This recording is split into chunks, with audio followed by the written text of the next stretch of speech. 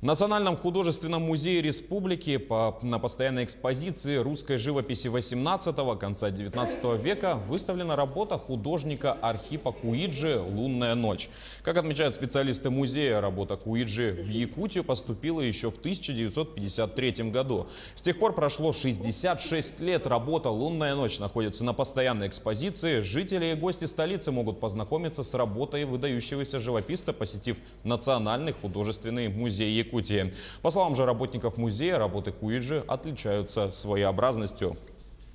Архип Иванович Куинджи – человек, который, я бы сказала, незаурядный художник в том смысле, что он очень резко отличался, его, вернее, творчество, оно очень резко отличалось от творчества многих художников.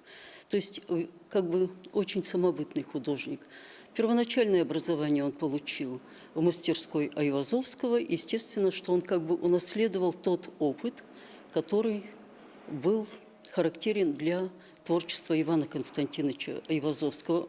Тот часто писал, как бы наблюдал природу, а потом уже ее переносил на холст в своей мастерской. Вот этот метод, он как бы был опробован и очень хорошо реализовал в своем творчестве также Архип Иванович Куинджи.